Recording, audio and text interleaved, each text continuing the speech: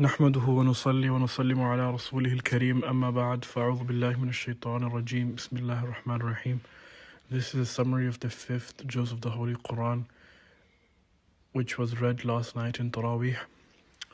In the name of Allah, the most gracious, the most merciful, with praise and blessings upon His Messenger sallallahu alaihi wasallam. The 5th Juzz of the Holy Quran consists of Surah An-Nisa. It consists of Surah An-Nisa from verses 25 to 147, and this section, so the entire juz contains part of Surah An-Nisa.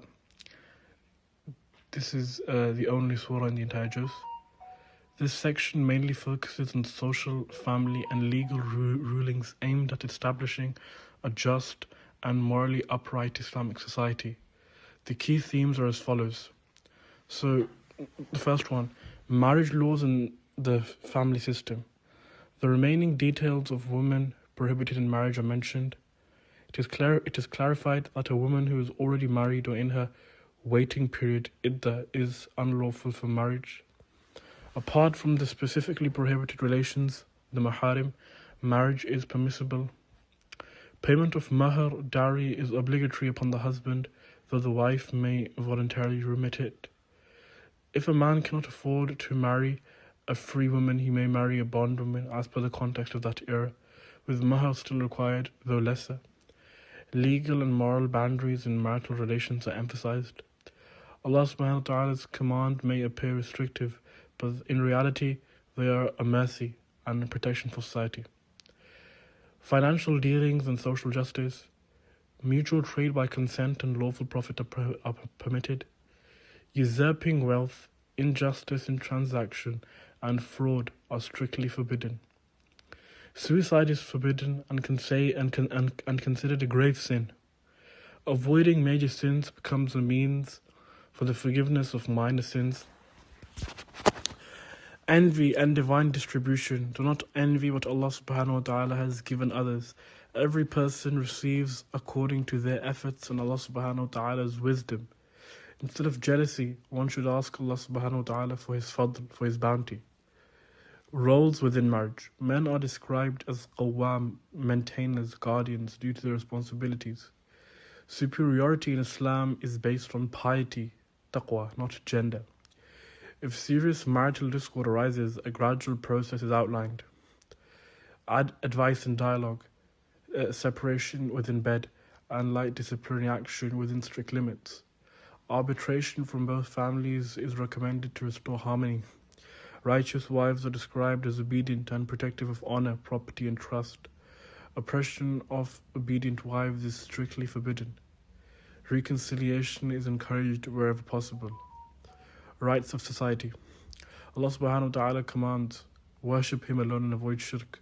Show kindness to parents, to relatives, to orphans, and to the poor, and to near and distant neighbors, to companions, and to travelers, and also to those under one's authority. Arrogance, self-praise, miserliness, and showing off in charity are all condemned. Accountability and testimony on the Day of Judgment. Every individual will face the consequences of their deeds. Allah subhanahu wa ta'ala does not oppress anyone and multiplies rewards for good deeds. On the Day of Judgment, prophets will testify regarding their nations. Disbelievers and hypocrites will wish that they had turned to dust. Obedience and governance. Obedience to Allah subhanahu wa ta'ala, His Messenger, and those in authority is emphasized. Disputes should be referred back to Allah subhanahu wa ta'ala and His Messenger sallallahu alaihi wasallam and their teachings. Characteristics of hypocrites are described. Muslims are warned against their deception. Justice must be upheld even against enemies. Severe warnings are given against intentionally killing a believer. Fighting in Allah subhanahu wa ta'ala's cause and defending the oppressed is encouraged. The ranks of true believers and those who strive are distinguished. Then the ruling of tayammum is mentioned, dry ablution. When water is unavailable or harmful, purification may be performed with clean earth, tayammum. Then there is an address to the people of the book. Some among the Ahlul Kitab are criticized for concealing revelation, distorting scriptures, following false authorities. They are then invited toward moderation and truth. Conclusion. The fifth juz emphasizes justice, protection of family structure, fulfillment of trusts, obedience to Allah subhanahu wa ta'ala and His Messenger sallallahu alayhi wasallam, social responsibility, moral discipline. Overall, it lays the foundations for a strong, balanced, and just Islamic society built upon accountability, mercy, and divine guidance. It has also been clearly stated that shirk, associating partners with Allah subhanahu wa ta'ala, and disbelief, kufr, will never be forgiven on the Day of Judgment. Apart from that, every other sin may be forgiven by Allah subhanahu wa ta'ala's will.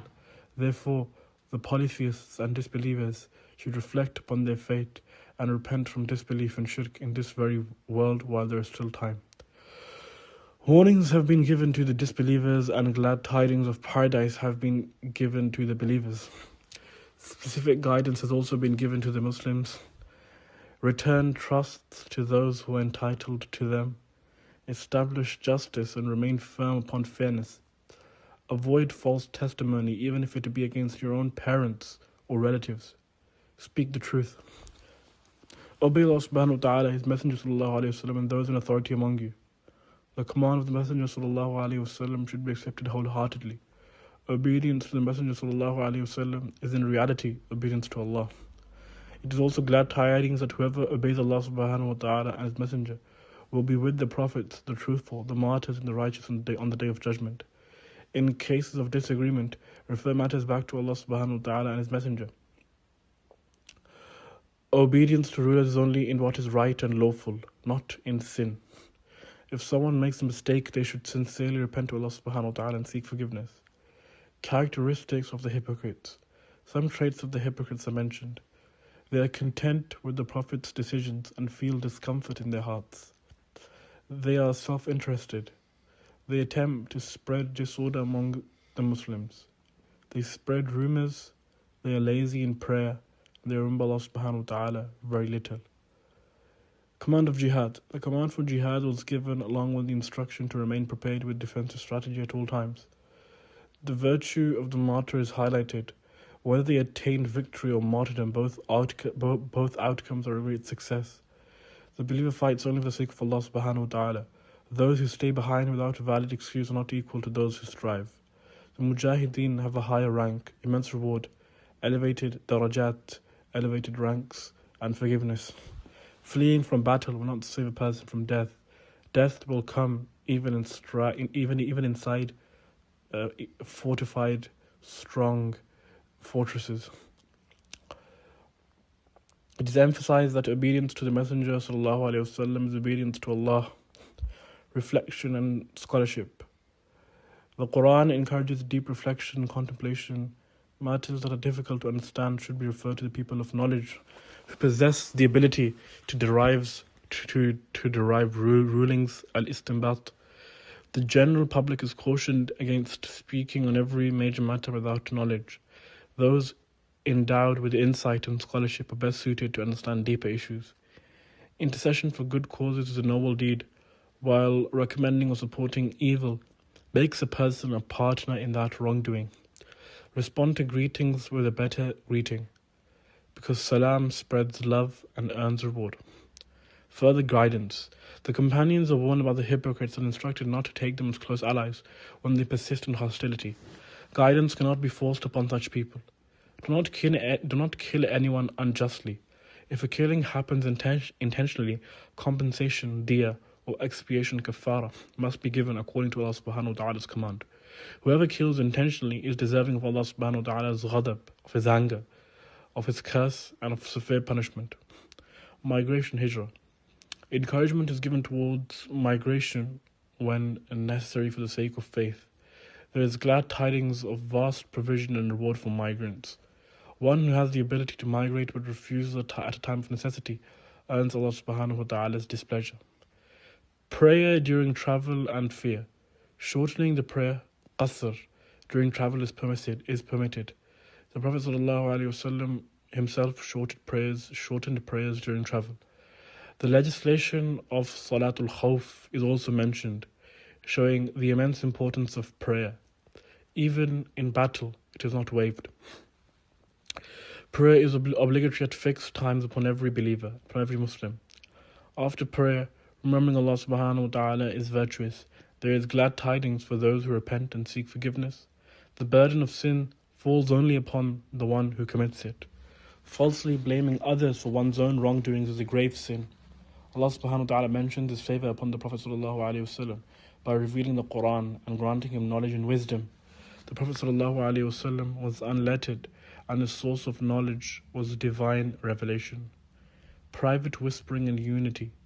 Secret whispering in gatherings is generally disliked unless it is for reconciliation, goodness, or protecting someone's honor, which is praiseworthy.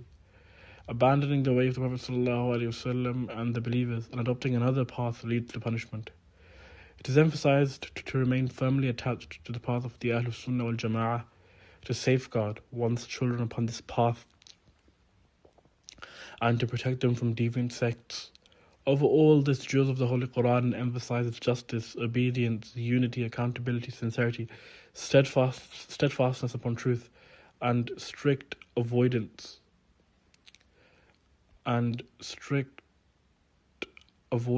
of shirk and hypocrisy. Satan has been cursed, and believers are warned against his intentions. He seeks to alter the creation of Allah subhanahu wa ta'ala and mislead people. He mixes falsehood with truth, gives false hopes, and makes deceptive promises. Those who follow him will accompany him into hell. Reward and punishment do not depend on mere wishes or aspirations. Every person will receive recompense for what they have earned, whether good or evil.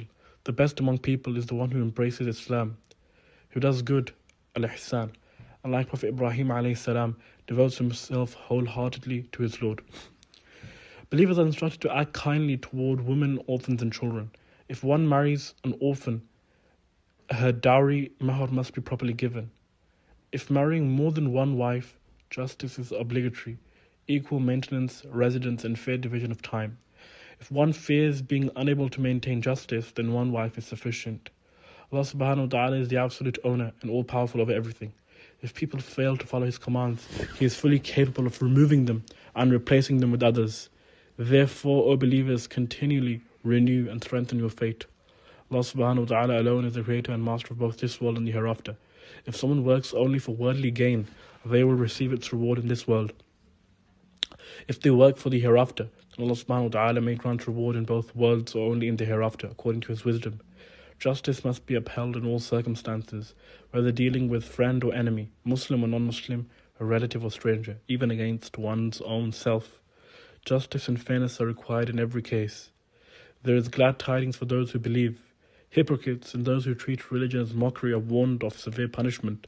However, even among them, whoever sincerely repents and makes their deeds purely for Allah subhanahu wa ta'ala is promised reward. Laziness in prayer and remembrance of Allah subhanahu wa ta'ala laziness in prayer and laziness in remembrance of Allah subhanahu wa ta'ala are among the signs of hypocrisy. Taking hostile disbelievers as intimate allies is prohibited, though lawful worldly dealings are permitted. The hypocrites are described as the worst of people, and they will be in the lowest depths of hell, dark al-asfal, facing the severest punishment. Allah subhanahu wa ta'ala does not take pleasure in punishing His servants. Rather, it is human ingratitude and wrongdoing that draw punishment upon themselves. If people believe and are grateful to Allah subhanahu wa ta'ala, He will not punish them. In shakartum wa amantum. If you notice any errors, kindly inform us, and if it is correct, please help us share it with others. Any suggestions are welcome. Jazakallahu khair.